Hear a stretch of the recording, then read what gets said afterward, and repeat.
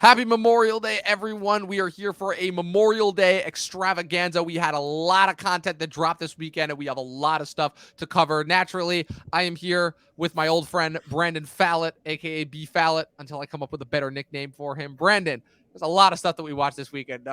How ready are you to, break down all this stuff? I am ready. It's literally all you have to say. All that more on today's episode of the Talk TV podcast.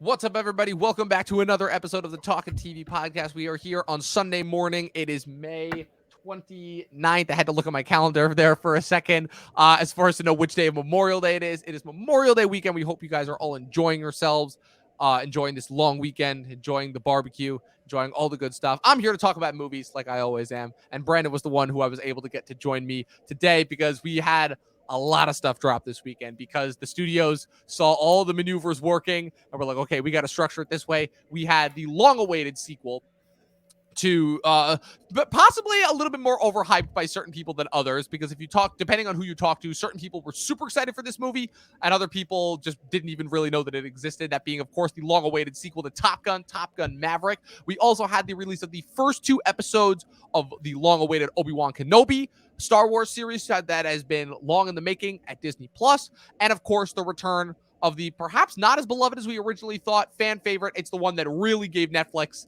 their legs. The return of the first 7 episodes of the 4th season of Stranger Things. And as far as which one of those will be the ultimate winner of this weekend, we'll leave up to you guys to decide. But first, a word from my co-host. Brandon, how have you been, man? It's been a minute since I had you on last. Pretty good. Just watching a lot of stuff, Yes. mainly this weekend. Yes, indeed. Yeah, there is never a shortage of stuff to watch at all, for sure. Yeah, it was definitely gonna be interesting because I'm like, wow. So I got the 3-day weekend. I'm just sitting at home. I'm not really doing anything. I'm pretty much gonna be watching stuff nonstop.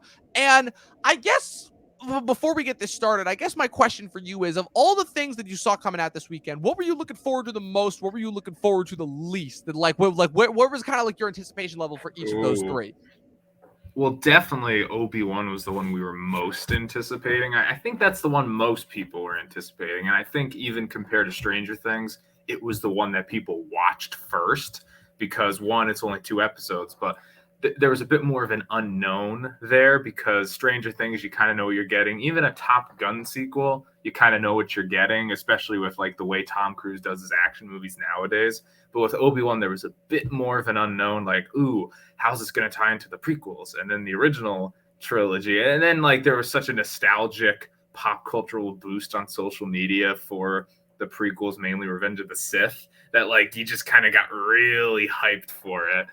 I don't want to spoil it, but like coming out of this weekend, my favorite show was not Obi-Wan, but surprisingly enough, yeah, Stranger Things, I think it's safe to say, has made a comeback and is the next in a long line of shows that were delayed several years because of the pandemic. And it's kind of, I think, if I'm not mistaken, I got to check, but I think this might be the last one to have premiered because we've gotten all the rest, because we obviously, this wave kind of kicked off with Succession back in the fall of last year, which ran obviously October to December. And then this year, it's literally been in sequential order for both halves of the final season of Ozark, the 3rd season of Atlanta, the 3rd season of Barry, the first 7 episodes of the 6th and final season of Better Call Saul, and now we have Stranger Things. All of these shows have not premiered a season since 2020, early 2020 at the earliest.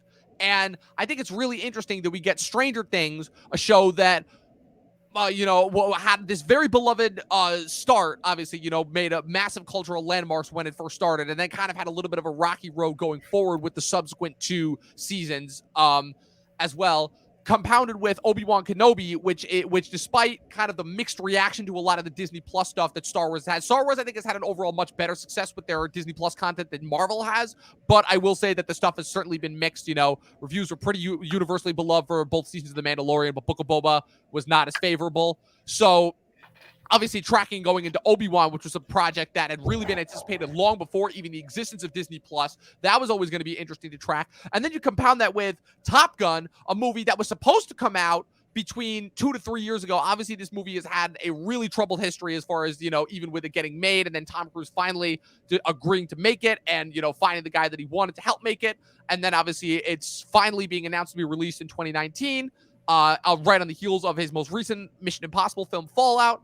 And then obviously, then they push it a year and then it gets delayed multiple times because of the pandemic. So you have all of these things that kind of have all these differing levels of anticipation going into them. And in a strange way, it's all because of the same reason, because they've all been delayed so many years since the initial announcement. Some, like the Obi-Wan project, has been in talks for almost a decade now, like since the original Lucasfilm, Disney Lucasfilm purchase back in 2012. So it's kind of crazy that we all end up covering them like around the same time. Could it be deliberate on the studio's part? More than likely. I mean, these are 3 different studios who are all in much different spaces right now in the post-pandemic kind of media sphere. So as far as how we're going to break this down, we're going to start off with Top Gun, and then we'll probably move into Obi-Wan, and then we'll wrap it up with Stranger Things. So Top Gun, Brandon, I wanted to talk to you about this first. What do you remember about the original Top Gun? Because I know you said you watched it when you were really young. I mean, I remember the pop cultural kind of, blip on the radar that it kind of made, for sure. Not that I was born in the 80s, but, like you could just tell the influence that it had on that type of kind of, Americana movie, and I think, obviously I know all the pop, like Need for Speed, Iceman, all that kind of stuff. But yeah, I think if I rewatched it now, maybe I wouldn't think it's the best movie, but I think it's such a time capsule piece from a different time that it's got to be endearing in that way.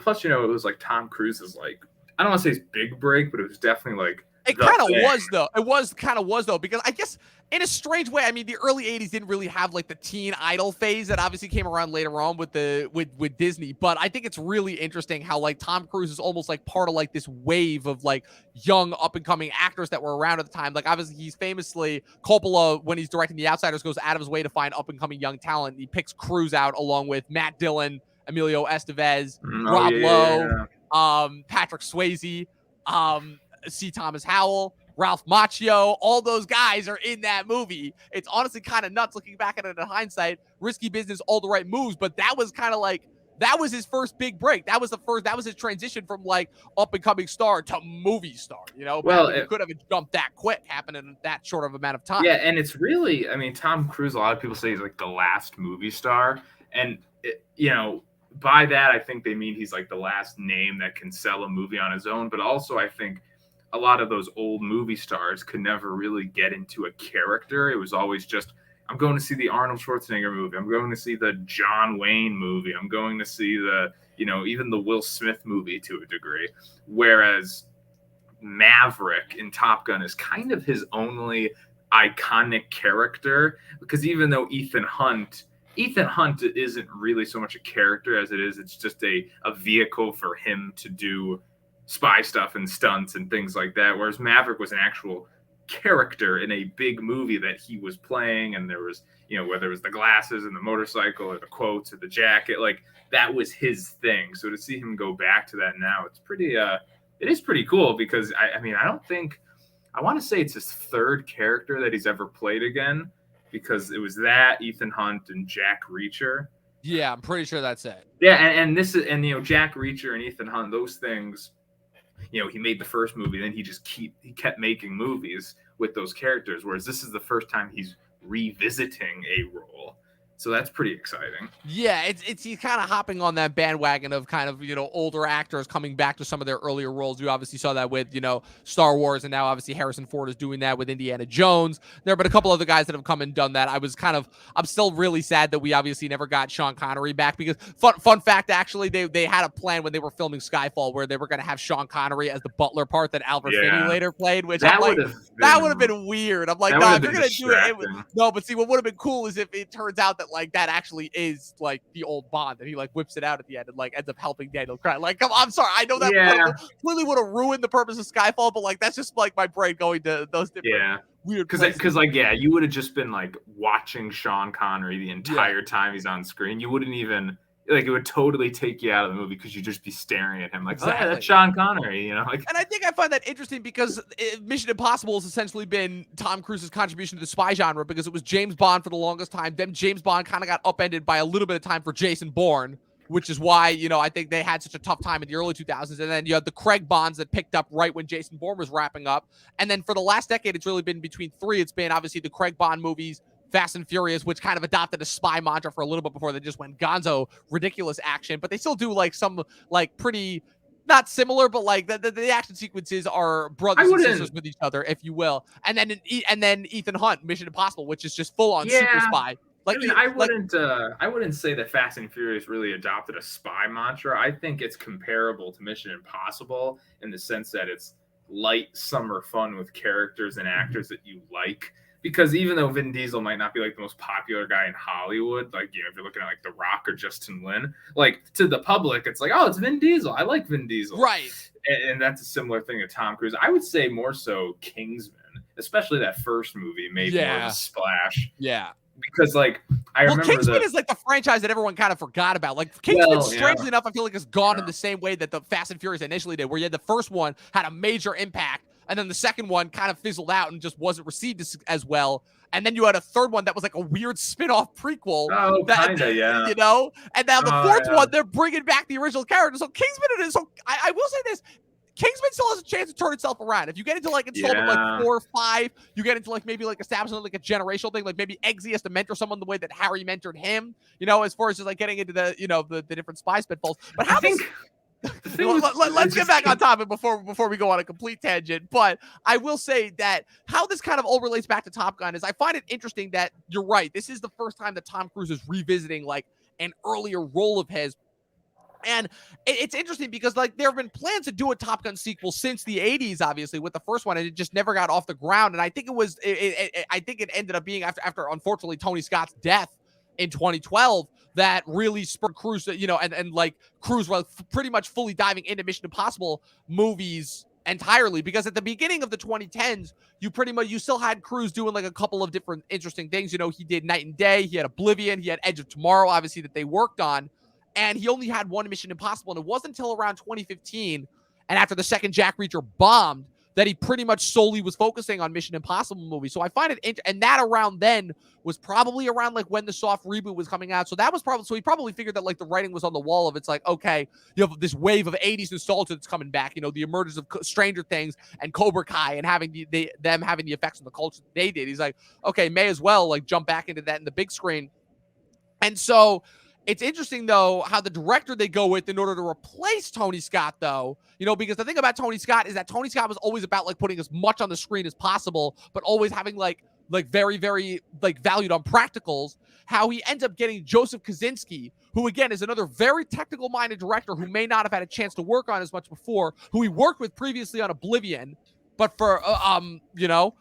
And for me, obviously, the big thing that I think of when I think of Joe Kosinski is Tron Legacy, and how that movie just felt like the complete, like, because the Tron Legacy is the rare example of where it's a big visual effects movie, but with an actual, like, artist behind it who actually, like, has a vision and, like, a really intense and thorough understanding of how this world looks, you know? It's the very rare instance that, like, you know, obviously Marvel's gotten constant flack for all their visuals just kind of looking boring and the same.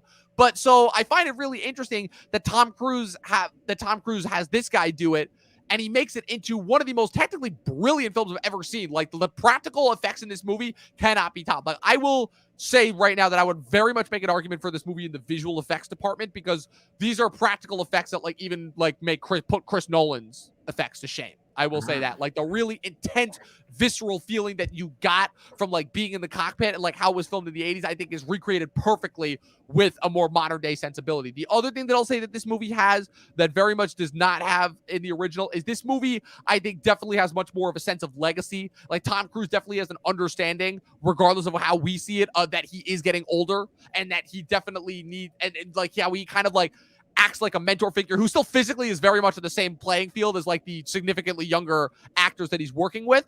But like, there is this like kind of sense of like this interesting passing the torch moment, right? Because Tom Cruise in all of his movies has always had this gigantic problem of Tom Cruise can never just let anything go. He can never pass the torch down, right? He had the moment where he could have handed off Mission Impossible to Jeremy Renner, and then he was like, nah, I'm going to stick around. I'm still like top of my game. He's 60 or he's about to turn 60 this year. He's still at the top of his game. He's still riding motorcycles off cliffs. He's still hopping in jets. He's still doing everything possibly that he can in order to still go it all the way into the danger zone. He's flying jets on his own. And what I will say is that this movie, kind of in order to like sum up my thoughts on it, if you're looking for just something that can be mindlessly entertaining, very cheesy, very easily, very palatable fun, then you're going to have a great time with this movie. If you're someone like me who is into like kind of a little bit more of like, not really the thought process, but is into more of like stories that you could really pull apart and dissect, I think you're going to ultimately only find interest in the visuals, because unfortunately this movie was not my cup of tea. I guess the thing, like you're right, Brandon, the thing that kind of makes the original Top Gun work is the fact that it is such a time capsule, is the fact that it is so of its time to the point where you almost feel like you're looking at a historical artifact, and that kind of gives you some like interesting sense of like kind of perspective in a strange way. Whereas this one, I feel like is simply trying to recapture the magic. And for a lot of people, that's going to work. And that's going to work really well. And there are going to be a lot of people that enjoy this movie. But there are also going to be a lot of people who do not enjoy this movie for the exact reasons that I just said.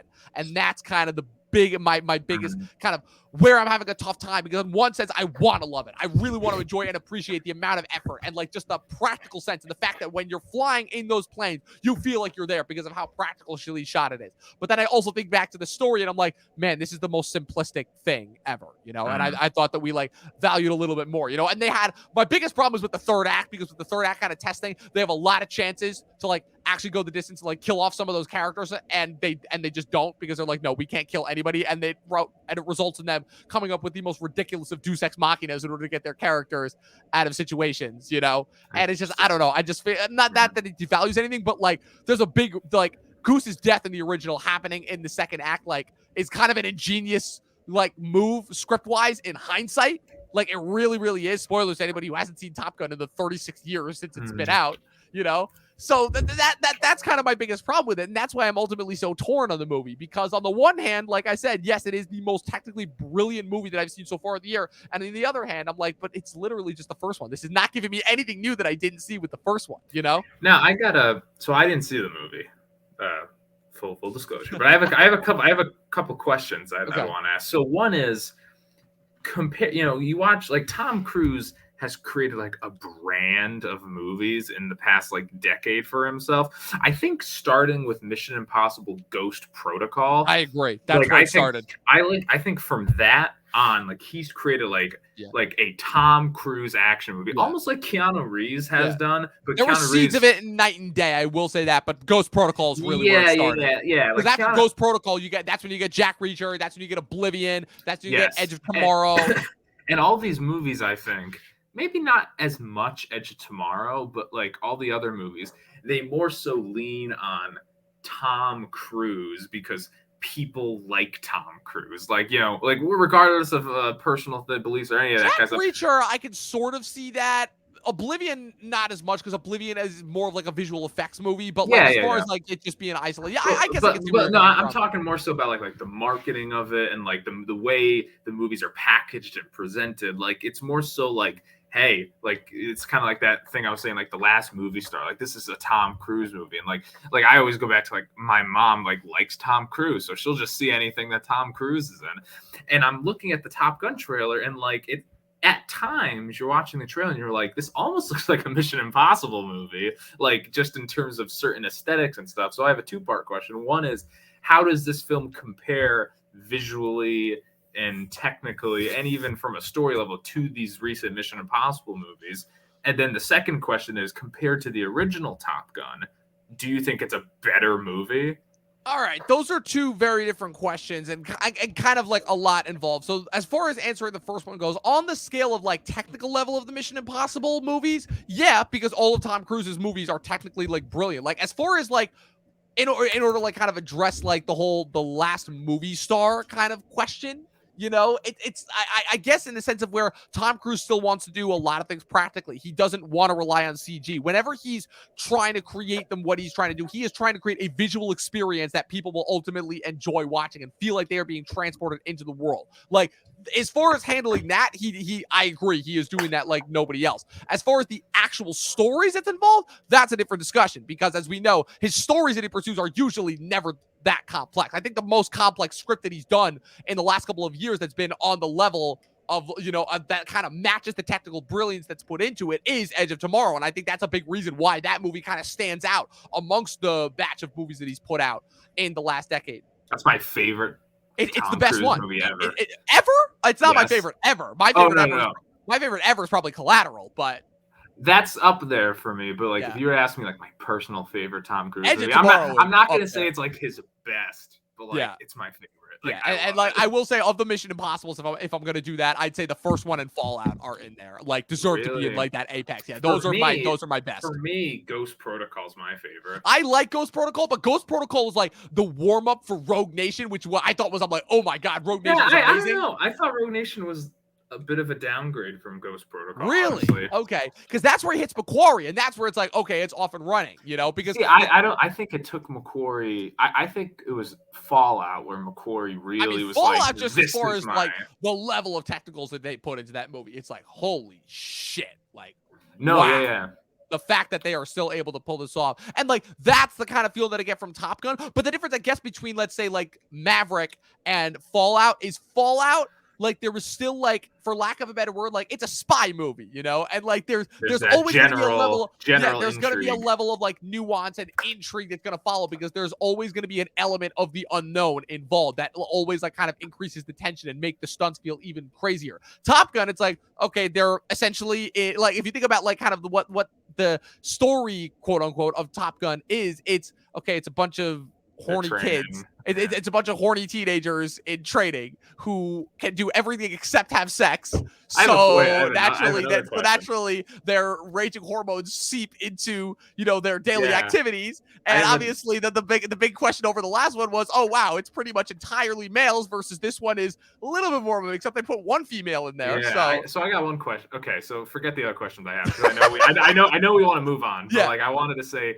So that first Top Gun, like that first Top Gun means a lot to like people. To a specific generation of people, I will say that. Well, to a specific generation, and then also to people in the military. I remember when I was a kid in like the early 2000s, I went to like an air show and they were playing the theme song, and I was like, oh my god, like this is like a big deal in this world. Like, this movie is like almost like the mascot of this world.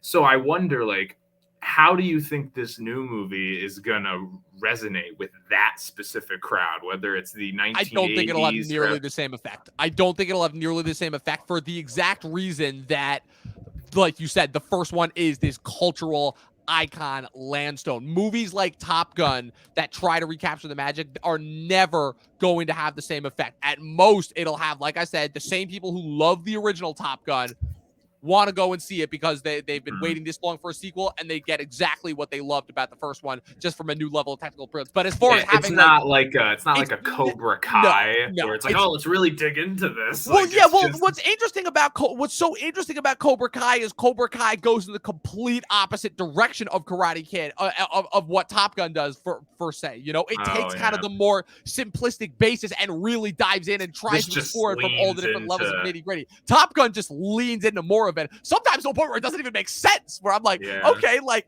this is cool and all, like, it's an interesting movie moment, but like, in the back of my mind, I'm like, none of this would ever happen like in 2022 or wherever this movie's supposed to take place. That's one of those things when you're doing a blockbuster, I always think it's very important to like create a moment that, like, connects with the pop cultural zeitgeist. I was rewatching Phantom Menace a while ago, and I will say this. Good example, though. I'll say that the moment where Darth Maul and the door opens and he's there, that is a moment. That is a moment. Whereas you look at like with that lightsaber fight, fight, like. Oh man, no, the fight's good, but specifically the moment when he comes through the door is like, that's the moment. Whereas like with Top Gun Maverick and even with this upcoming Jurassic World movie, I'm actually the reason I haven't seen Top Gun is because I wanted to wait to watch both of them double feature. You're gonna do both of them in a double feature? Yeah, just a big nostalgia moment, because I'm curious to see, like, because I feel like both of these movies, unlike a Cobra Kai or something like that, are going to be so focused on capturing that old magic that they're not going to have any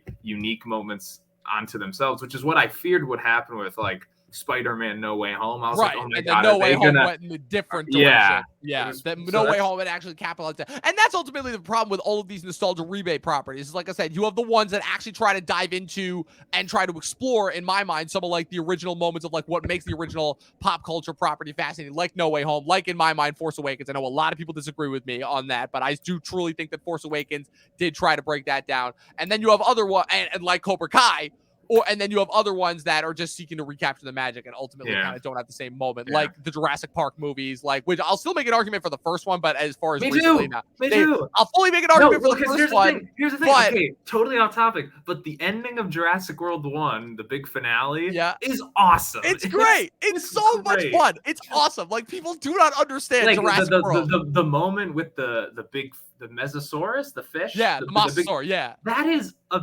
That is like a big. I love how they're just using that dinosaur as like their ape one, where there's like, yeah, we're just only gonna have this dinosaur in like one scene in every movie, but every time that dino pops up, you know some awesome shit's about to happen. Yeah, like there's just something like I don't know. I was rewatching that too, and I was like, man, this is a great. Like, it has like 300 million views on YouTube. Yeah. The finale of Jurassic World. Yeah, yeah. Right. So anyway, so awesome. Yeah.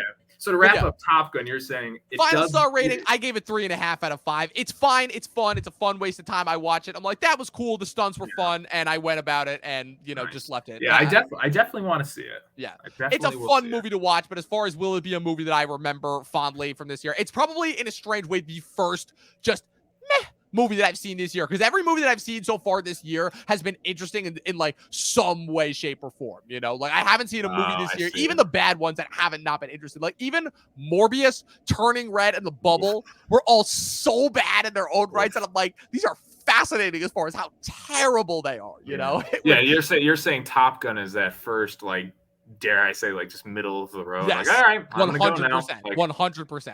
Absolutely. And I'm glad that you understand that, because there are so many people who wouldn't. So now we're finally moving on to what is in the title of the video. We're going to talk about Obi-Wan Kenobi. We got the first 2 episodes dropped. Now, Brandon, before we get this started, I'm going to ask you again, what is your familiarity with kind of the origin story behind Obi-Wan? Because it's a little bit more of a fascinating one, unlike The Mandalorian, which it seems like kind of, okay, just like a flagship show that they needed in order to launch their streaming service. Then that just kind of ended up being like this perfect meeting of the minds, and that's kind of what resulted in Mandalorian. But like, how familiar are you with like the backstory of Obi-Wan? Of the show. Of the entire thing, because it all builds into the show. But like the original, like, so like are you familiar with the movie, like when they were originally going to do the movie? Oh, well, yeah, I remember they originally wanted to do a movie, and then for some reason that I'm sure you'll probably enlighten me more on, they ended up doing a show, and then I think while they were shooting, they ended up pulling the plug on shooting to go back and rework scripts, and then they came back. Is that correct? So pretty much, yeah. Well, the origin goes that like this was one of several film projects that was announced around, I want to say like 2017, when they announced like the next couple of years of Lucasfilm after the success of Force Awakens and Rogue One, but prior to The Last Jedi coming out and throwing a kink in all their plans. They had announced Solo, they had announced the Lando movie, and they had announced the Solo Obi-Wan project. And all of those were going to be movies originally. I think this was also around the time where they were entertaining the idea potentially of a Yoda spinoff.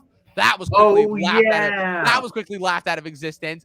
Then obviously you have the next couple. Obviously you have The Last Jedi and all the controversy around that, the commercial and critical failure for the most part of Solo, and what's it called? And then obviously the whole kerfluffle with the Rise of Skywalker and everything, and the launch of Disney Plus, and kind of now with the conversion of Star Wars primarily to TV. Star Wars has essentially become, it's just Star Trek. It's TV show. Crazy. It's kind of nuts how Star Wars and Star Trek have taken place. Star Trek originated in TV form, and now we primarily only associate them as blockbusters, which is crazy because Star Trek has also returned to television, but in a much more similar format. And Star Wars, which they try to bring back as these big blockbuster film events, have now completely transferred and just become like more peak TV. I've realized, especially after the recent Star Wars celebration, it's just Marvel now. It's literally just Marvel. They have finally figured out what dogged them for so long with the movies. They figured out I know that this Obi-Wan show, Mandalorian, Boba Fett, Ahsoka, I know they're all gonna meet up at some point. Yeah. I was like, oh god. Even though they're set in different time periods, but like they're all gonna connect, because Ahsoka is set in the same time period as Mandalorian, and they're gonna do like the follow up with Rebels in the Ahsoka show, and then the Acolyte is gonna be a prequel, but that's gonna have some sort of thing that tie. Like they are all tying into each other. They are literally like Marvel. So it's like everything some things are going to be better than others. Like, you can like The Mandalorian, you can like Book of Boba Fett, but like, they're for the most part, like you kind of in a strange way have to watch all of them because they're all like sequentially a part of each other. And what's so strange is that now you have Marvel kind of aping their style, because now you don't necessarily have to watch everything Marvel, because Marvel's not like sequentially building up to the next thing, but there's going to be little things that pop up here and there. They're kind of just throwing things at the wall. Exactly. They're literally and seeing what works. You know, for Mandalorian, the first 2 seasons worked primarily. Book of Boba did. You know, then you had Bad Batch, which is kind of like them like throwing Filoni's animation team a little bit more of a bone. I'm still waiting for season 2 of that show to come. Will we ever get it? Who knows? But so then how that all kind of relates to Obi-Wan is obviously, you know, I think a big thing was very much so, it was pretty obvious that like this was a very fan demanded character, because I think strangely enough, this was one of the few fan complaints that erupted in the latter half of the 2010s that strangely enough, Lucasfilm, I think, did actually pay attention to, in the sense of where a big criticism was the fact that Solo just did not feel necessary for an origin film. When people have been complaining, they're like, yeah, we want an Obi-Wan project. So I guess the fact that like there was still this much fan discussion, and Disney Plus just giving them like a much better, I think, what's the word I'm looking for? A much better like kind of platform for understanding and responding to criticism in that sense. I think surprisingly enough, they did actually take a couple notes from that, and they ultimately took Hossein Amini's original script that Stephen Daldry was going to direct, and they reworked it and converted it into a TV show. And then, like you said, it pretty much goes the rest of the way, because there was a period of time where they did stop and they did a lot of reshoots. I think there was supposed to be an original different idea for this. Like, if I'm not mistaken, I think that Darth Maul was originally supposed to appear in this in some capacity. Then that was obviously reworked and put into Rebels, but it was always going to end, I know that, with another meetup and confrontation between Obi-Wan and Anakin, which I'll get into your feelings into that at the end of this discussion, because I have a little bit of a weird spot on that. But like I said, it was long awaited. This was a big hyped up project. Lucasfilm was clearly focusing and always trying to work into how to put out multiple Star Wars properties. And 2022 is their first year where they've done that, because they only had one Star Wars property a year previously. Mandalorian season 1 in 2019, Mandalorian season 2 in 2020, and then Bad Batch in 2021. And so now they're finally getting into a period of Marvel, like you said, a Marvel area where they're comfortable with putting out multiple properties one year. We're obviously getting Cassian Andor later this year, and then we'll get the Mandalorian season 3 in February of 2023, along with Ahsoka and the Acolyte and whatever else they end up doing. You know, I know they've also got a couple of other like animated stuff that they're doing as well. And so the first 2 episodes premiere, obviously. And what are your thoughts kind of instantly when they first pop up? I overall like where it's going. I'm not gonna say I like love it and I'm like head over heels. I mean, it is only 2 episodes out of a 6-episode series, so it's really just the first act of a movie. Speaking of movies, part of me like can't help but think, could this have been better as a movie? But I want to hold off judgment on that until the whole thing's done.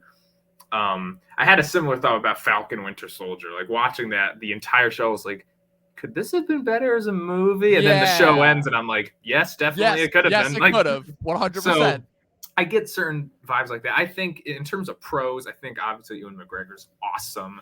You know, I think visually the show, I don't know if this is on purpose or not, but it seems to be doing a decent job of visually connecting the heavy CGI, like giant background of the prequels where you could just see the world behind you, to the, you know, 70s tech of the original movies that's very old and barren and big giant buttons and kind of thing. Like, it seems to actually be like, and I think it's by accident, but like it seems that like it actually like it's like a good middle ground.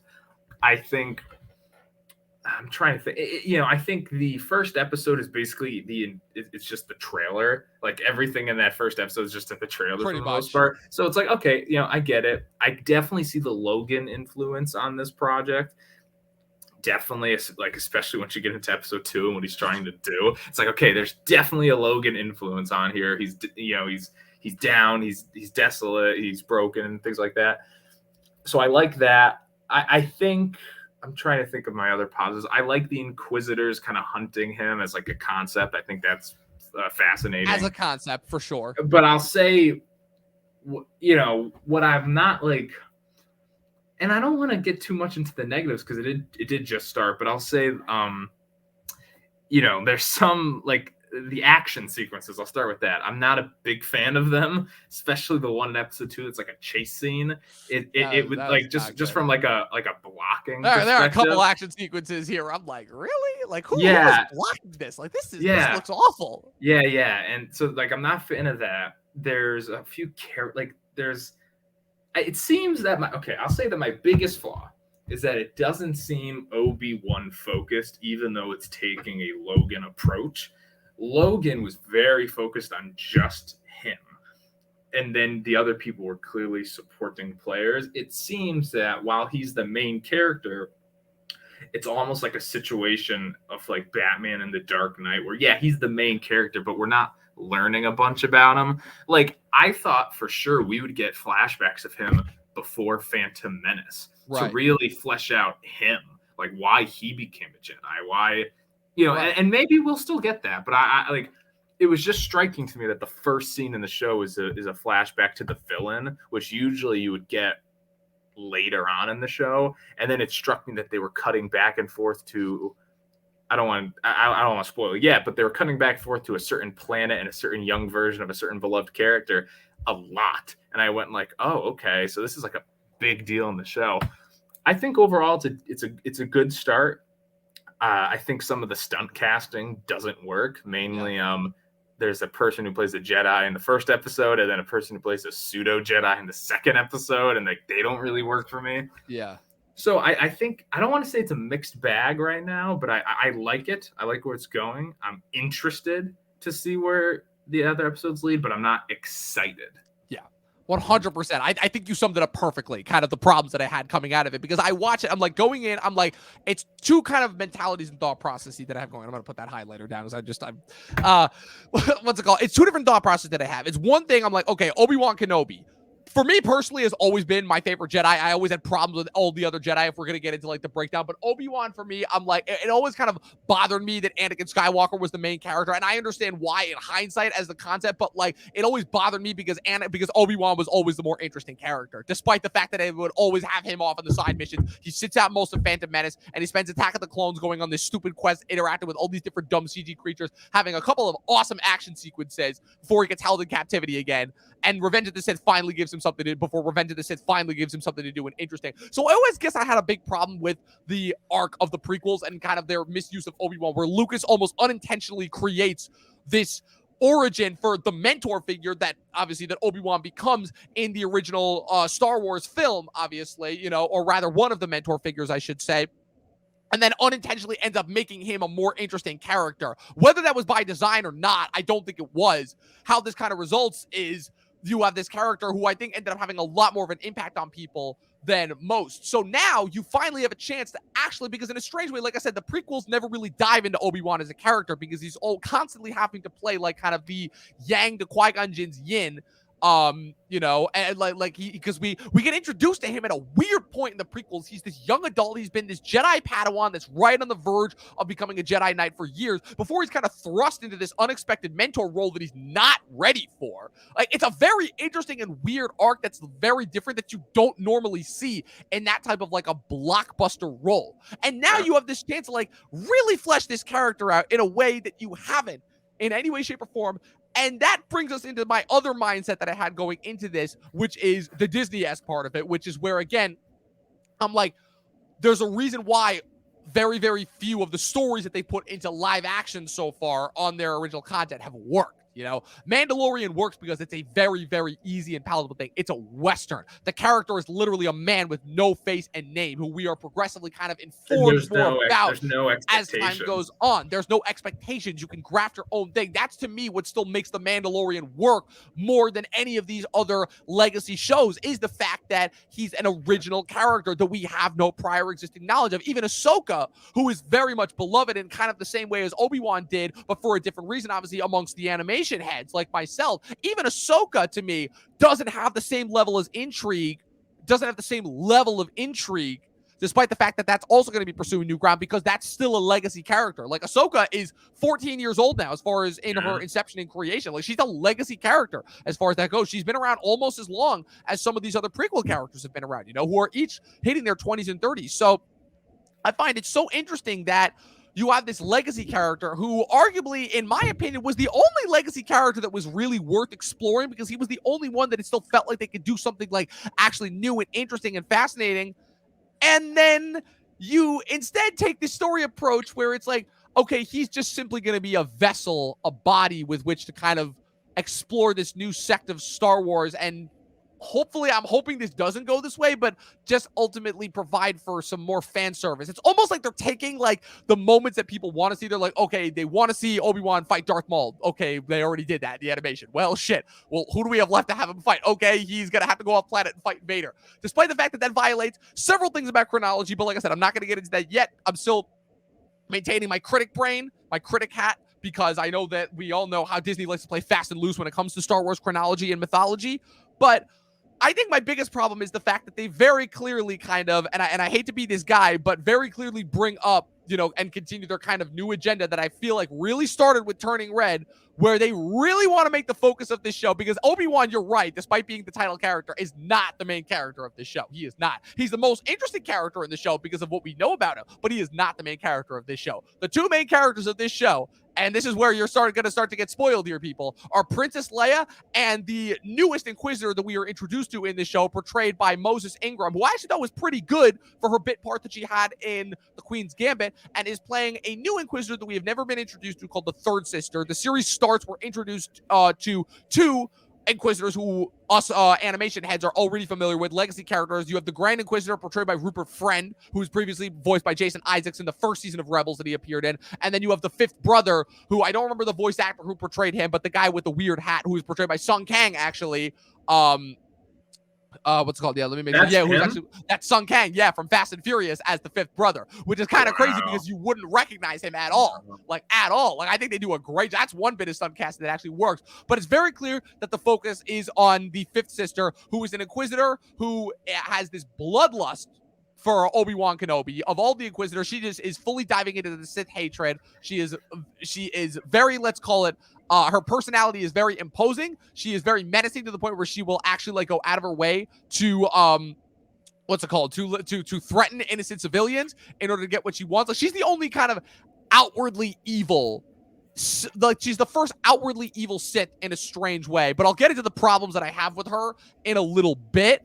But yeah, and those, and like I said, a pint-sized Leia who is supposed to be 10 years old, but is played by somebody who is clearly 5 years old, and we're expected to believe that in 5 years' time, roughly when the events of Rebels wrap up and transition to the events of Rogue One and then A New Hope, that little girl is going to grow up into Carrie Fisher. Like that's a little bit of a stretch for me. Obviously I know the aging difference between, kind of how rapidly fast people aged in the 70s as opposed to now. See, I thought, I looked at her as like, yeah, like her character's around 10-ish. Right. And I looked at it as I'll say this. I'll reaffirm my point. It makes sense given the Star Wars chronology because of when this takes place. This is kind of like the beginning of what I call the mid-era of Star Wars, the era in between the prequel era and the new trilogy era, which comprises now, there are a lot of entries now in this. It comprises of this series, Solo, A Star Wars Story, Star Wars Rebels, and Rogue One are all in this one chronology that take place that then all build up into Rogue One. We know the events of Rogue One literally cap by leading into the events of the original Star Wars, So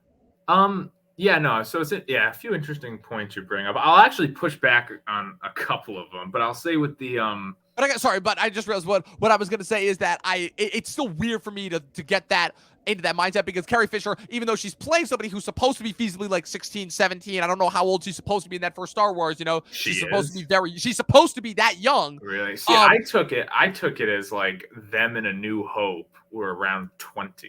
And then I took it as these people in this show, and then if you look at the little young Luke that he's looking at, are around 10.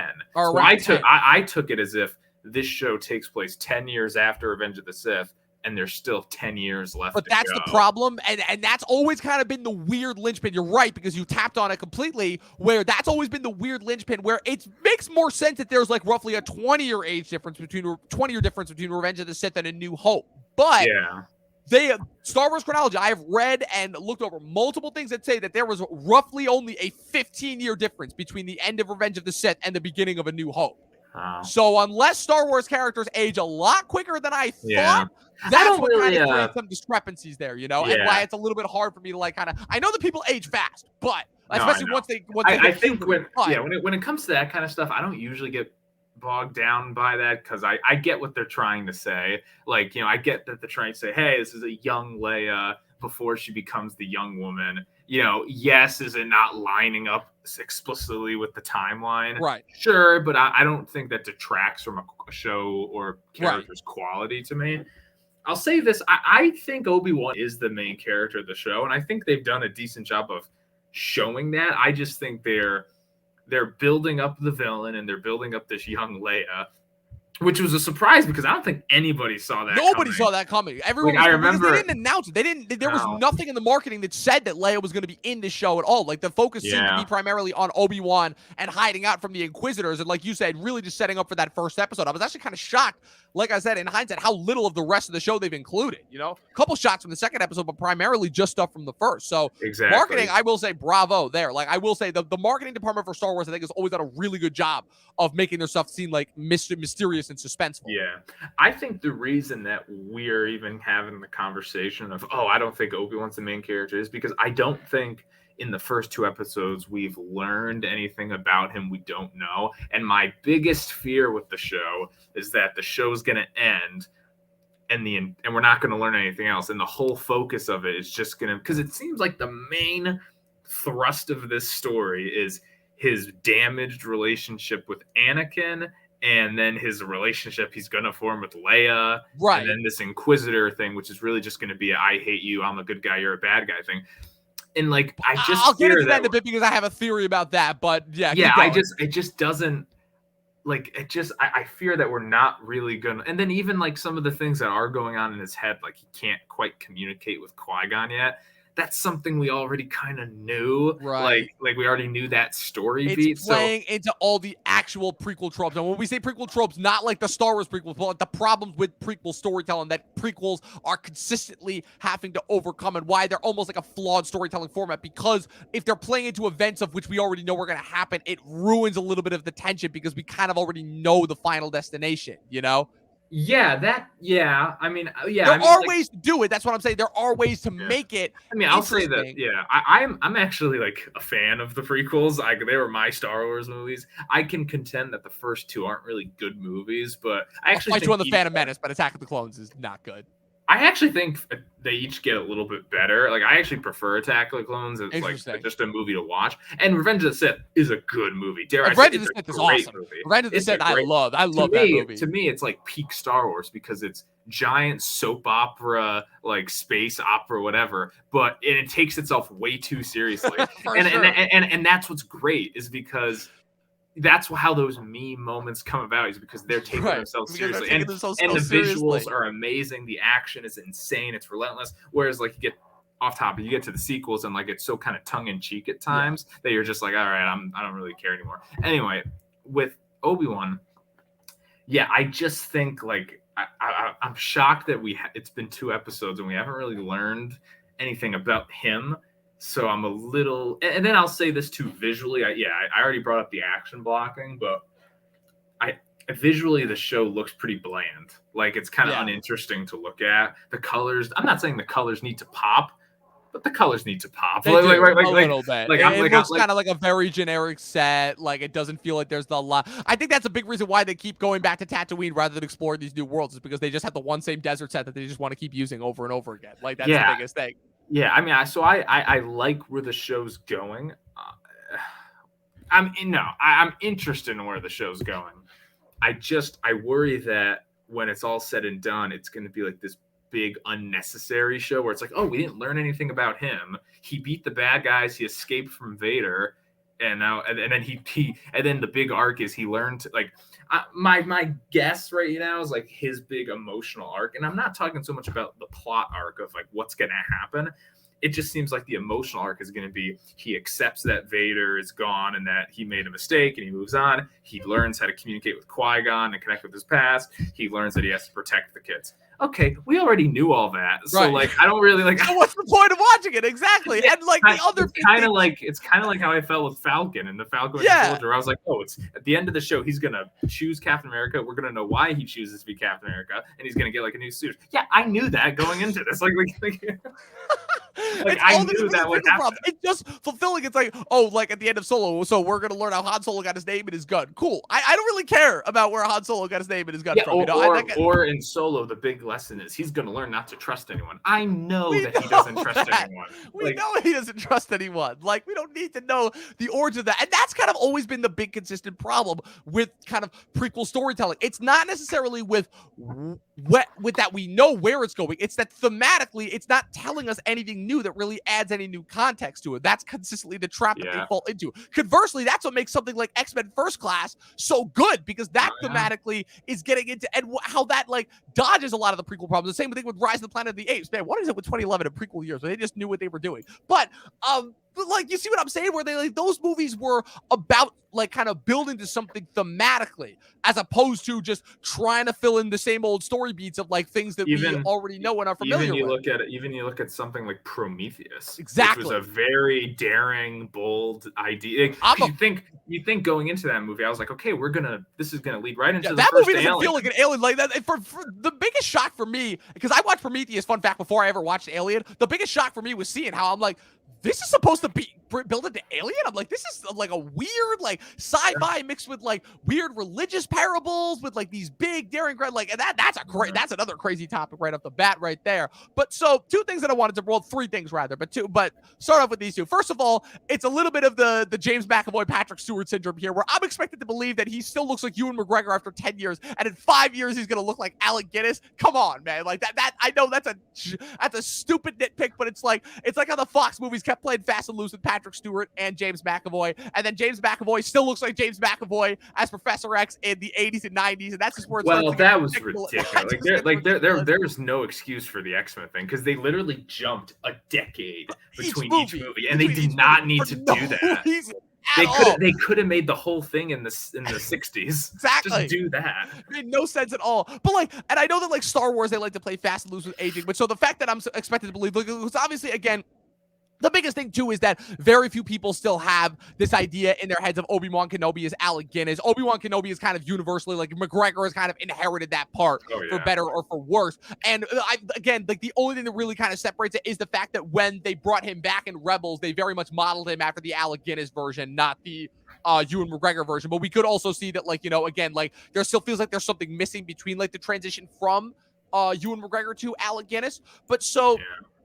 That's the biggest thing right there. The other big thing too, how they're so obviously setting us up for the fact that the one Inquisitor was a Jedi youngling who was then converted into an Inquisitor once Vader and the Emperor, because we know for a fact, because the biggest thing too is like kind of where they got the Inquisitors from, and it becomes very obvious that like they didn't kill all the younglings. There were very clearly a few that survived and were then brought up into Inquisitors. But my biggest thing is I'm like, but why is she mad at Obi-Wan and hate the Jedi for that? Is it the fact that like Vader has kind of manipulated her into thinking that she's going to be like the vessel for like how like Vader feels that the Jedi betrayed him? Like, and I'm like, if that's the case, I'm like, but why are we not having this from Vader then? Because you're right, all that stuff is interesting, but all those are Vader's character aspects. Why are we grafting them onto this completely, you know, ancillary character? If anything, it kind of takes away again from what could be a really interesting and fascinating character, because she's constantly being chided by the other Inquisitors as far as just, you know, even by Sith standards, she's too brash, she's too impulsive, literally to the point where,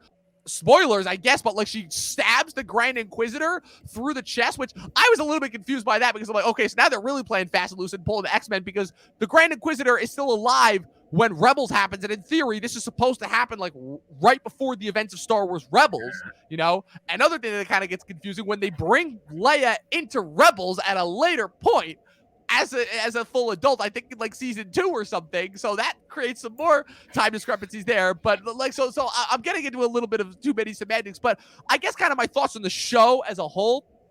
I like how, unlike the Book of Boba Fett, which I think did this very, very poorly, where that tried to kind of pursue Mandalorian's more storied approach, but then that also kind of more so had a movie combat, and then it like switched into Mandalorian and tried to have it both ways. It was really, really weird how that episode structured its story. But I like that Obi-Wan is a much more tight and contained, like, movie kind of spread out amongst 6 episodes, kind of similar to how Marvel does it. I appreciate how that does it, and I think in that sense, that's what's got me interested as far as where it's going from a structure standpoint. But from a thematic standpoint, I could have little to no interest in where this is going, because you're right. This is not giving us anything new that we really didn't already know. And all the new stuff that they are trying to give us, young Leia, this new Inquisitor, all the, like the stunt casting, which for the most part is not, all that stuff just sticks out like a sore thumb and just kind of brings the show down. Yeah, completely. Oddly enough, I'm a big Benny Safdie fan, but I for the most part, yeah, he hasn't disappointed really acting-wise. bad in He he wasn't doing a bad job acting-wise. His just style of acting was just literally completely alien. I think it's the same. I think it's in a strange way like a similar problem that people have with Bill Burr. And a lot of people I know had a problem with Bill Burr's casting in The Mandalorian. They thought that was a little bit more stunt casting. But I think the difference is that Bill Burr, they're kind of able to like factor in and use his persona, I think, in a really interesting way towards the story, specifically with his solo episode in season 2. But I think with Benny Safdie, and then obviously with Kumail Nanjiani, it's like Safdie's line delivery, just like you're wasting your time. You'll never find any of us. And Obi-Wan, what about the fight? What happened to you? I was just like, oh, dude, like that's the best we're doing here. Yeah, and like there's a couple more that are coming in that like I'm not exactly looking forward to. Like unfortunately, like a couple more stunt casting that we still have yet to get into, obviously, because I will say that the actors that they have, actually playing parts like Rupert Friend, Sung Kang, all those guys are good, but like they have Flea in the second episode as a random bounty hunter, and the only thing that I was kept thinking, besides the fact that I thought he was doing a terrible job acting wise in some weird Star Wars accent, is I'm like, who is this guy? I don't know Flea off the top of my head. I'm not a music guy. And then literally I'm talking on the phone with my friend the other day, and he's like, yeah, you recognize that guy, right? And I'm like, no, I kept trying to remember who is that guy. He's like, that's Flea from Chili Peppers. I'm like, that's who that is, But like that was distracting in hindsight. And then there are a couple other ones that are set to make their appearance. O'Shea Jackson Jr., Maya Erskine, two people who I'm hoping will not be, but like are going to be glaringly obvious examples of stunt casting. And I'm just like, so the entire thing, like I said, is he's literally just got to protect Leia from this other Inquisitor. And at some point, we're going to figure out who this Inquisitor is. The fact that Obi-Wan already fell for a trap that obvious, even the bounty hunters were like, wow, you fell for a trap that easily obvious, Yeah, it's I will say one flaw too is like I'm not a fan of the young Leia who talks like a 50-year-old. No, that's more example of like I'm fine. I'm fine with like the actor. I think she's doing a fine job with like what she's given. But I never like when they have like children talk as if they're, because it felt so much like this is a screenwriter writing this and the kids just regurgitating. Like I don't know. I'm not a fan of that style of dialogue. Like when she's telling off her cousin, like, you've never done anything for us. I was just like, oh, I don't like this. I'm like, oh. Yeah, so like, everything on Alderaan like stuck out so much to me. I was just like, I don't like this. It was cool for about 5 seconds because it was literally the first time that we'd ever seen Alderaan, like not from like, the outer space, but like, that was not good. Yeah. I mean, overall, I dig it. I'm interested, I'll reserve judgment until the end, but like, I'd say right now it's like a 3 out of 5 for Same. me. I give it a 3 out of 5, 100%. Yeah. And so, what's interesting, because in order to handle this next transition from Obi-Wan into Stranger Things, I think of a meme that I saw recently and how it's one of the things where I understood the intent of the meme, but I could not have had a more opposite feeling to it, where, the It's Always Sunny meme where you have, what's his name? Glenn Howerton's character, Dennis, sitting on the beach chair, and you have the one girl that he's looking at that is super, with the one label on her face. In this case, it said Stranger Things, and then you have or it said Obi-Wan, and then you have the one, uglier woman who sits up in front of him, and he's like, "Please sit that back down." And on that woman's face, it says Stranger Things. But in my mind, it's totally the opposite. They totally switched because now it's like, wow, Stranger Things. Then Obi-Wan comes in, and I'm like, no, go away. I don't care about you anymore. Because let me tell you something, dude. The Stranger Things conversation, we might be here for another half an hour. I don't care because it's Memorial Day and we can do this for as long as we want because the conversations that are to be had are too important. But man, in my mind, Stranger Things is back, baby. And I never in a million years thought that I would say that I even had to make its own separate brand just for it. Stranger Things is 100% back. Oh man, like we are really in a golden age of television right now. Because like I said, in order to tie to my previous point that I brought up before, Ozark, Succession, Atlanta, Barry, Better Call Saul, all back after a 2, 3, sometimes even 4 years in Atlanta's case, year-long wait in between delays. And Stranger Things was the last of these shows that we had yet to get back. And obviously after season 3 left a bad taste in a lot of people's mouths. Really, like I said, Stranger Things have been fighting a little bit of an uphill battle ever since kind of the crazy shock and like big cultural moment that first season had, and how the subsequent 2 seasons were constantly trying to capture the magic. And so now you have the delay because of the pandemic. You hear rumors back and forth. Obviously, interviews with Gaten Matarazzo, who portrays Dustin in the show, does a lot of interviews for them as well. He's like, yeah, we'll go in, we'll shoot, then we'll go away for COVID delays, and we'll go in and shoot again. And the Duffer brothers were constantly writing and rewriting. They had a lot of time to actually develop the script. They had a much bigger budget this time around, so the episodes are a lot longer. They're a lot more densely packed. There's a lot more going on, so much so that they even, like, almost all these other shows that have come out this year have all had to split their efforts up into 2 efforts. That's another really interesting phenomenon that I want your take on, where they only release the first 7 episodes, and then they wait a month, and they're going to release the last 2 on July 1st. I'll be interested to see how that pans out. But, Brandon, I mean, first of all, because it's so interesting because I have you on the podcast for 2 things that Chris is, like, such a diehard fan of Star Wars and Stranger Things. And so I'm getting your take kind of on all these things for the first time, these things that I've been having conversations about for like the longest time. So what is kind of your thought on the Stranger Things machine and kind of where it started versus where it's come now? I was late to the game. I remember the season 1 came, and I think I waited close to a year to watch it.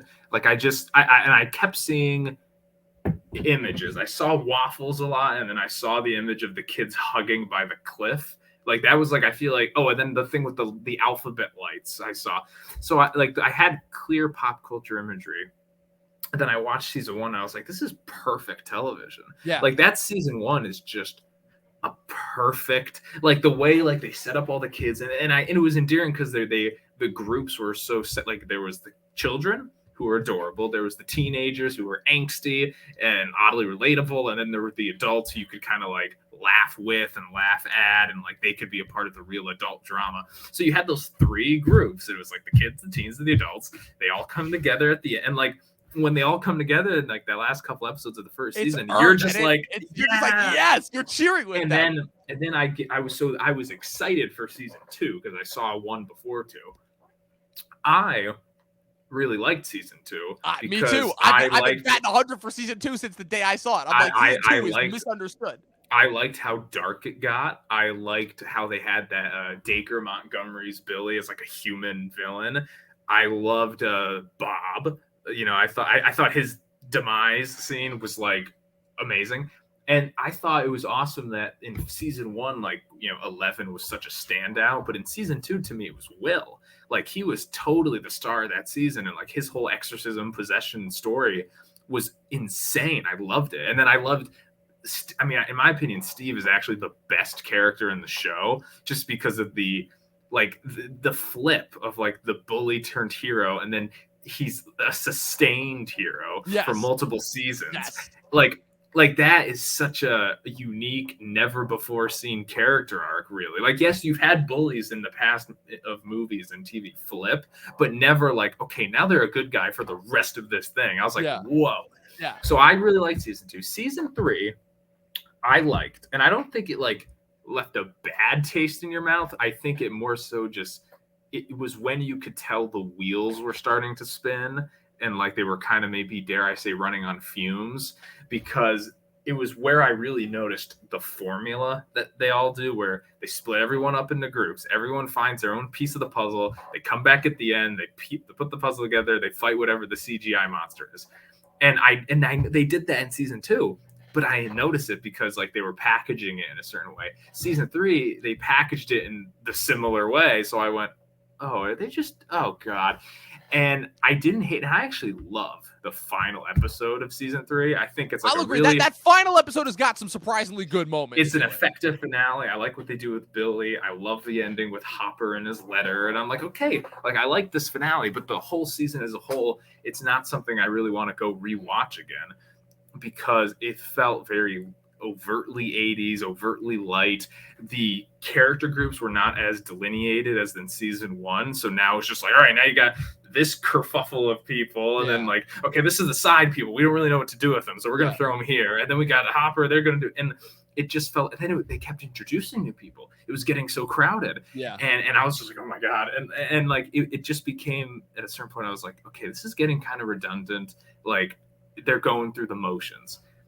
So I wasn't really that excited for season Right, 4. that's the thing, and I feel like that's the thought process for a lot of people. I had almost the exact same thought process. Like how you broke it down, that's literally exactly how my thought process. Season 1, watch it because I think it was like a month after it came out. I was in Italy at the time on vacation. I needed something new to watch. I started watching it. I was blown away. I'm like, whoa, this is forget all the previous allusions to like how it seems to be a perfect melding of the minds of King, Carpenter, and Spielberg. I'm like, this is just great fucking television, and this is completely different from anything that I've ever seen before. And then season 2, the thing about season 2 that's so fascinating, I think that turned off a lot of people, is season 2 is like, for example, like you made this previous reference to where you compared it to like almost like they were doing like blockbuster filmmaking, but like as a television series. And season 2 to me does the sequel that everyone that should happen, but that nobody likes because it goes darker, because it takes the characters in these really twisted and weird directions where they think they've left this secular life behind, but no, it comes back and fights them. And all that stuff I think was great. And then season 3, I feel like because season 2 got such a polarizing reaction, it almost like Return of the Jedi itself, where they're like, oh no, people didn't like the dark stuff. We got to pull back. We got to make this super light and super fluffy and super friendly. And that was a big turnoff. Like there were still the good moments in season 3, but that's why I'm like, the bottom line is, I don't. Back in 2019 when I first watched it, I'm like, I'm not getting the same feelings from the show from this season that I got from the first 2. And so, and then with the way that it ended, I'm like, this almost feels like it could be the ending of the show. And my big thing was, I'm like, do they have any more that they can give this? And so naturally, when I heard that they'd been renewed, I know that they'd originally said that they had a 5-year plan, but I also know this is also at the time period where Netflix was just canceling everything, because they canceled Glow like a year after that, because 2019 was like peak Netflix between Glow, Ozark Ozark was on a break year that year, Glow, Stranger Things, Russian Doll had a moment. That was the premiere of The Witcher, and oh my god, what was the other big one from that year? I can't remember what the other big one, but Netflix was having. And when they Daredevil season 3? No, that was 2018. That was 1 year earlier. Was when that it all wrapped up. The only things that aired in 2019 Marvel wise was the final season of Jessica Jones and then the second season of The Punisher, which came out like way at the beginning of the year. So Netflix was having like a little bit of a moment in 2019. But Stranger Things season 3, I'm like, but then they started canceling stuff. So then I'm like, so does Stranger Things really have that much more that they can give? And then obviously I hear the announcement about season 4, and they're like, no, Stranger Things, okay, it's going to be, they announced a bunch of things when they announced the season 4 release date. They're like, okay, it's going to be 9 episodes again, but they're splitting it into 2 parts. And I'm like, oh, okay, because Netflix had been experimenting around with that. They did it with Arcane and they did it with Ozark. So I'm like, okay, that'll be interesting to see how they do it with Stranger Things. And then I see about the lengths of the episodes. And then I see about like kind of what they're doing. And essentially what they did I'm completely kerfluffled by this, because this is so far, I cannot believe this. This has been the biggest surprise of the year, where they actually, strange enough, went back on what they went back on originally, where after they went super light and fluffy, now that the characters and the actors too are all significantly older. Like the kids are for the most part all grown up. The angsty teens are pretty much like young functioning adults. The adults are like old enough to where it's like, no, those guys are like starting to just like get old, and they gotta like start throwing some crazy shit with them. And they actually made it.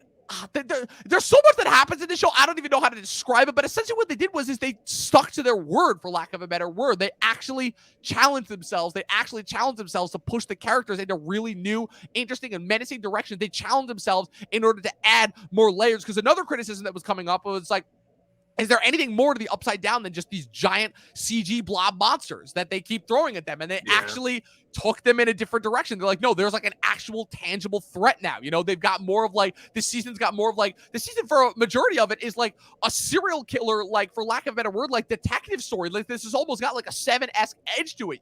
They're not relying so heavily on the 80s, despite the fact that this is still based in the 80s. They're relying kind of on their own mythology. There's a lot more characters. And so naturally they had to split them up. There are as many as 3 to 4 different storylines that are happening across each episode, which again, I will say are long. These episodes are long. These episodes, the shortest one is over an hour, and the longest one, they've said that this finale is going to be like a full-ass movie. Like they're making this finale when it comes out in July, like 2.5 hours long. And I will say, very, very economically well done. Like they have a lot of story that they need to cover in each episode, and for the most part, it all works and it's all interesting. And like for me, it's bringing back all the stuff that I loved about the show in the first place. It's bringing back the interesting character dynamics. It's working with them. It's mixing them together in order to create like new dynamics.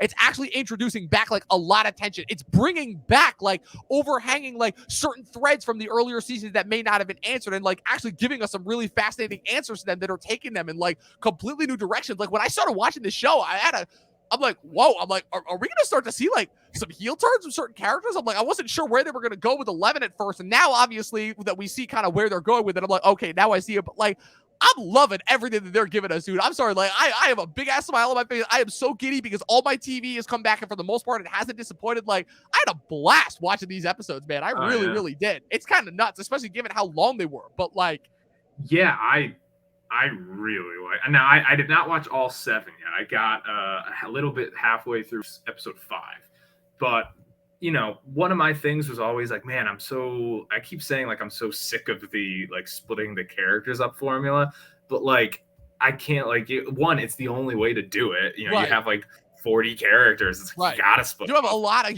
I think they're up to like it's like 12. 13 or 14 credited main cast members. Now, not all of them are going to but like they have a lot of screen time to take up. And that's a lot of characters that somehow get their individual moments. It's probably the best usage of an ensemble cast for a major property outside of Marvel, I think. Yeah. Yeah. I mean, the episodes are long, but there's nothing to cut. There's nothing that you're like, I can sit eating Cheetos being like, they should get rid of that. Right. No, they're that long because they have to be that long. Like the episodes and the stories and the moments that they need to really flesh it out. And it's one of those things where I wasn't like, I wasn't super excited for it, but I was watching this and like 5 minutes into the first episode, I texted my friend. I said, okay, just from a visual standpoint, this like is leaps and bounds ahead of Obi-Wan. Yeah. Like just like what they're nuts when you think about previous Netflix budgets versus Disney budgets and what we've seen in only a year. The colors, like the colors pop, the shots are deliberate, the camera's always moving. There's like the blocking, like everyone's in like where they got to be in the shots. I was like, this is amazing. Obviously like there's some groups that are more interesting than other groups and things like that. I'll be honest, everything with Hopper and Russia, I'm not really a fan of. Yeah, that's probably the weakest storyline. To so me, far. it feels like a giant convoluted way just to get him back in the game. And it's just like, all right, like you're watching every scene just being like, okay, when are you going to get on a plane and just go back to like everyone else? Because like that's the one where you're like, they don't need to spend as much time with this as they are. Well, it's one of those things because, and here's the thing, they already did like a fake Hopper death, right? So they can't kill him again, right? Because if they do, they could kill him in like season 5, but it's not going to be effective. Like, because you already did a fake out death. It's kind of like in Infinity War when Thanos stabbed Iron Man and you're like, oh no. But then there was a fake out death. For me, even it's every time they do a fake out death in something, it's like it's the Glenn moment all over again, where you already had 3 different fake outs. So when he actually dies, it's like the effect almost feels cheap. Exactly. So because of that, you're not really going to see. I don't believe you're going to see Hopper die again. So I'm curious to see whenever the show ends, what my stance is going to be on like. Should they have just killed him in season 3, or are they actually like, because that was the thing I had with Poe in Star Wars, where after Force Awakens, I was like, oh, he's alive. But then in the next 2 movies, I was like, he did literally nothing interesting. He should have just died in the first movie. So I'm curious about how that's going to go. Also, the other group I'm not crazy about is the California group at the moment, which is Mike, Will, Jonathan, and man, dude, I don't like Jonathan Stoner friend at all. I gotta tell you, he takes you right out of the moment. I like Eduardo Franco as far as like the performance he gives, and like he's actually given like a really compelling Stoner performance, but it completely takes you out of the vibe. Because especially like like you'll be leaving this crazy horrific scene or dramatic scene or whatever after a really intense shootout scene too. Yeah, and then like he's just doing it. I'm like, oh god, and you could tell the show's really trying to be like, he's a fan favorite, right? You guys like him, right? Down your throat, and that's what I kind of felt like with certain characters in the past, like the Max character in season 2 and 3. I was like, okay, it really feels like the show is. Well, actually, it was Max in season 2 and it was Robin in season 3. There were 2 characters that were just kind of shoehorned into the group, and the show was basically just telling you like they're part of the group now, like them. And it was a turnoff for me. I was just like, they're not really developed that much, But in this season, more so with Max and Robin, but like they're actually like their own people now. Yeah, like they're and like they're getting their own like interesting personality traits, and like Max has a pretty sizable arc, and Robin, I will say, Robin doesn't have like the most compelling character arc per se, but like I like the little like ticks and quirks that Maya Hawke is putting in. Like Maya Hawke, if we can just give like 5 seconds to her, I think is like because we've been getting this happen a lot recently, where we've been having like a lot of celebrities, kids are like coming of age and are starting to like make their. I still think it's like really weird and interesting how, for once upon a time in Hollywood, Quentin Tarantino basically makes all of Manson girls like children of like famous celebrities. Like Bruce Willis' daughter is in there, Kevin Smith's daughter is in there, Maya Hawke is in there, Mikey Madison, who is Pamela Adlon's daughter in Better Thing. All that is in there. Sydney Sweeney's in there, Madison Beatty, Dakota Fanning, obviously, who got market checked by her. Wait, who's Sydney Sweeney's parents?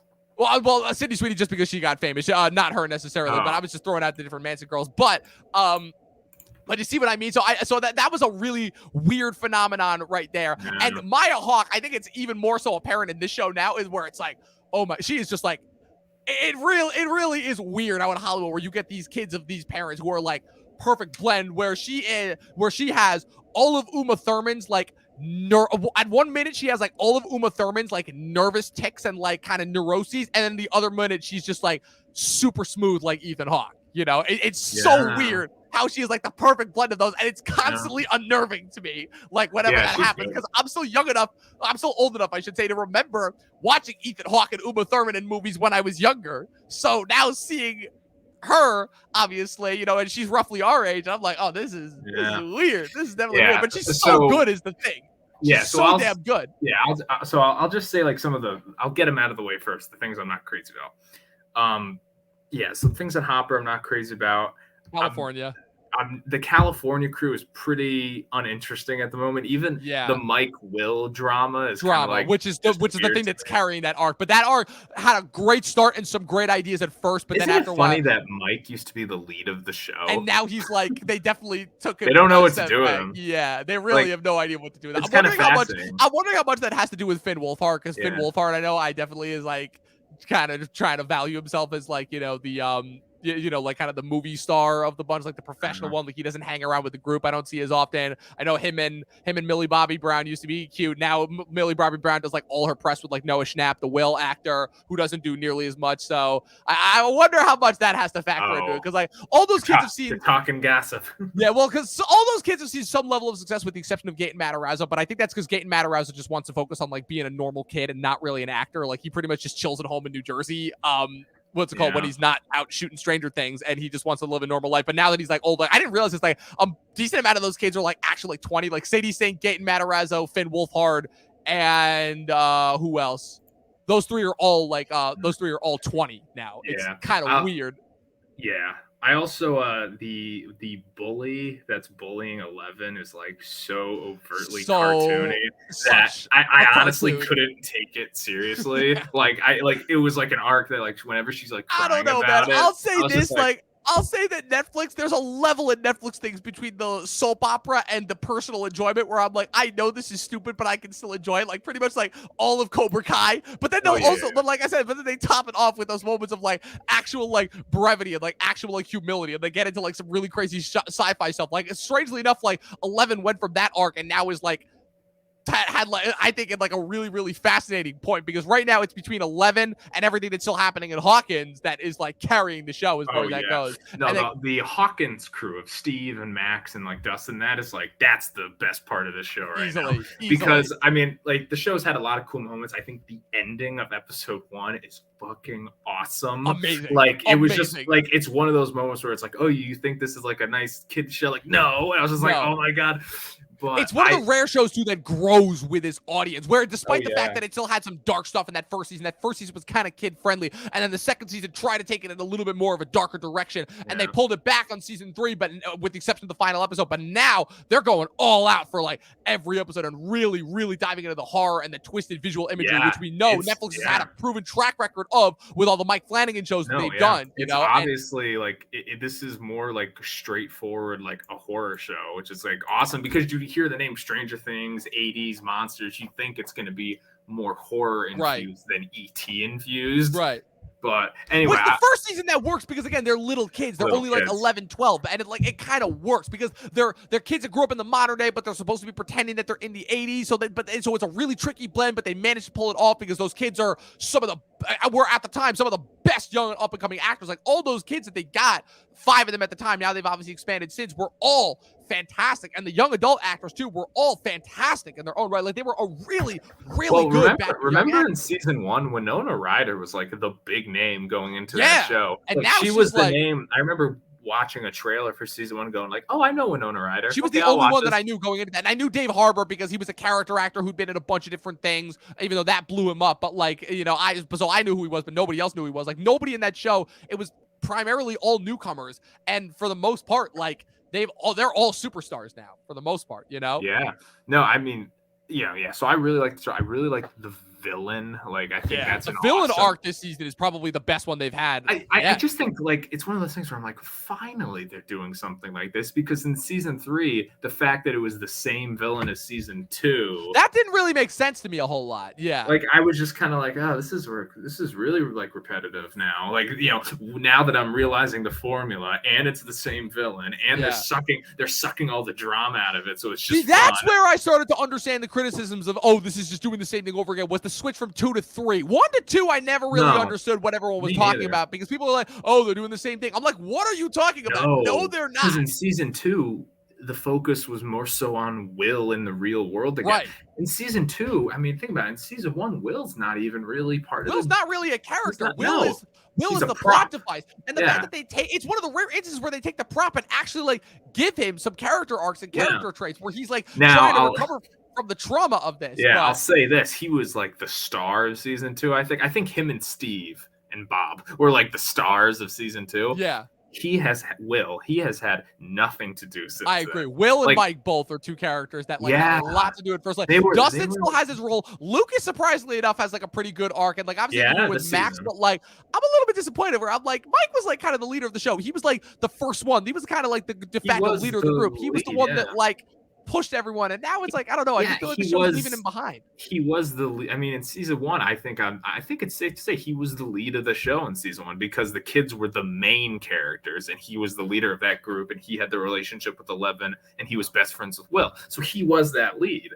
And then in season 2, I think the lead shifted a bit more to 11 and Will. Yeah, but like more so 11. She was kind of like the lead-ish.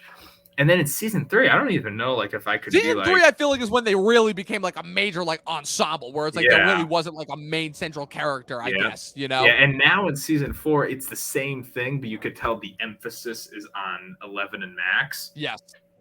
But I just there are certain characters that like Will and Mike don't have anything to do, and it kind of sucks because you're like, man, Mike's entire Jonathan too, especially Jonathan, where it's like, this character is old because the problem with that character is Jonathan, I think, is the character that has been done the most dirty in the show because it's a character that started off with like this really interesting arc as far as like he was always kind of like the thing that made him so interesting is because you never really saw that type of character in that type of setting where he was kind of the reclusive loser who doesn't really have any connection to anyone outside of his one younger brother who is kind of a mentor figure to, and then when his brother disappears, and then the connection that he ends up forming with Nancy is actually pretty interesting and unique in the fact that they don't have to become a romantic couple. And then since it's like, they kind of are forced to become quite literally almost to become a romantic couple. I'm still really not sure about how that went in season 3 with the whole Murray character and everything that I'm still not quite convinced on Brett Gelman's character in the show. And kind of the role honestly, I don't even.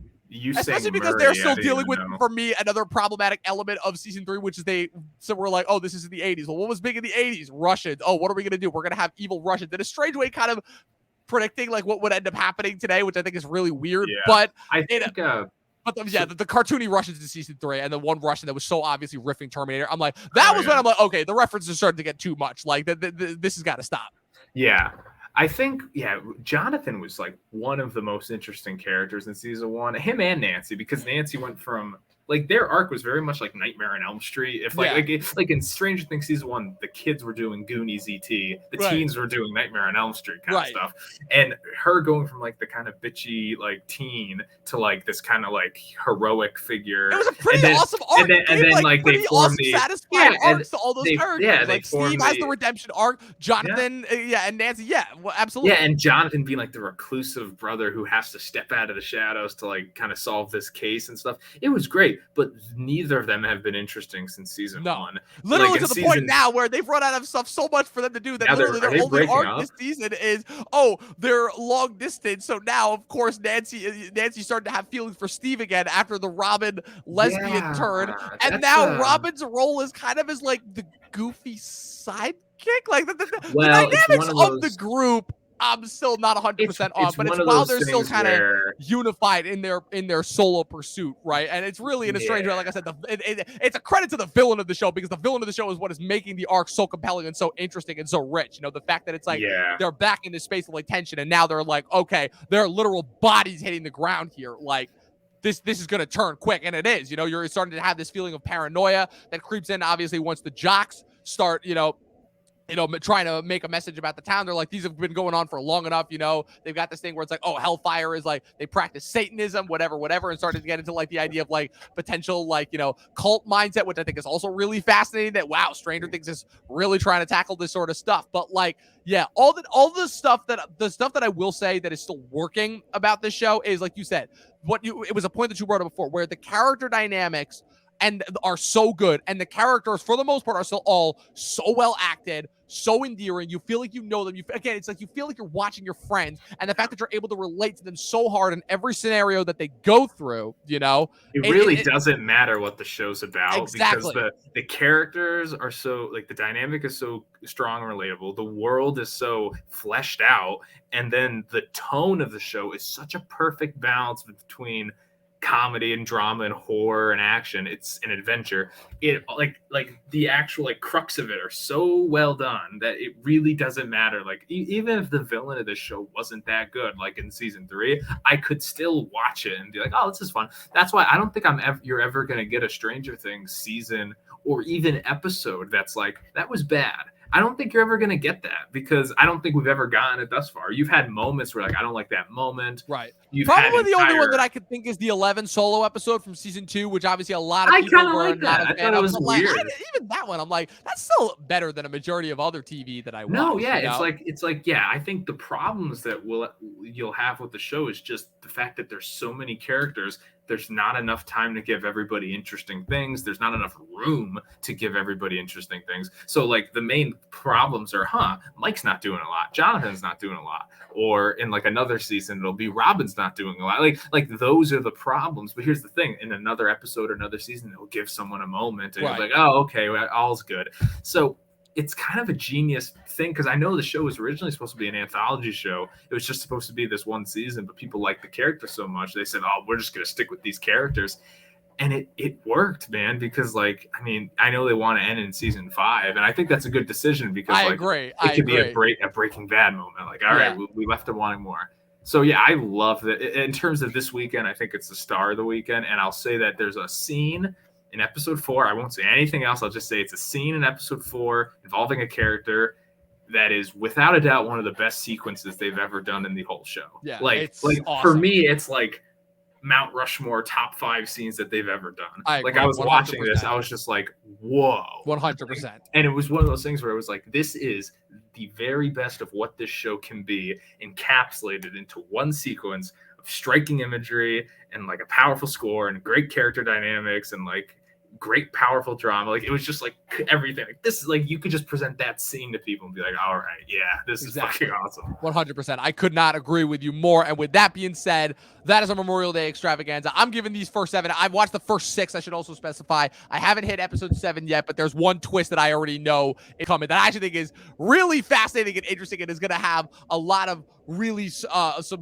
good intrigue, hopefully, that will go into that will go into the final 2 episodes when they come out in July, which we will also be covering, as well as into whatever the final season is going to be if and when, whenever that comes out. I think it's all going to be interesting. I think while Stranger Things is at a rocky road, it's good to know that it is still kind of survived the onslaught of kind of the streaming age, and TV is kind of one of the harbingers of it, and like a lot of other things, Stranger Things is coming to an end soon, because after this year, Better Call Saul wraps up, Atlanta wraps up, Ozark is already wrapped up officially. You're seeing an end to a lot of these shows that kind of kicked off this new age of streaming, and so Stranger Things is going to be the next one to end. So the fact that I'm like, they're getting back to their roots, they're getting back to like kind of what made them so good to begin with. They're still kind of continuing with that consistency. They're ending on some really, really strong notes. All of that and more.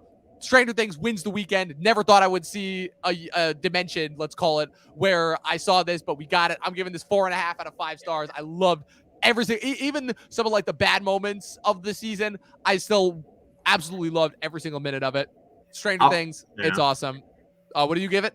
I'll say, I'm not done with it yet, so I'll say 4 right now, but like it'll go up. Yeah, for me, 4.5 easily, no question. So that was it. That was our Memorial Day extravaganza. We covered a lot, so thank you guys for sticking with us for all of it. Like I said, we covered Top Gun Maverick, Obi-Wan Kenobi, and Stranger Things. I want to thank Brandon for joining me once again. Brandon, where can the good people follow you on the interwebs? Oh, I'll just say my letterbox, Brandon Bfallat, or my production page, Rattlecage Productions on Instagram. Awesome. And of course, you can follow myself at Movie Nerd Reviews across all platforms. Be sure to follow the official Talking TV podcast across all social media platforms. Subscribe on YouTube and Twitch if you're watching us here. We could always use more of that. And as always, people, 12 seasons in a short film, and watch more fucking movies. We'll see you guys next time.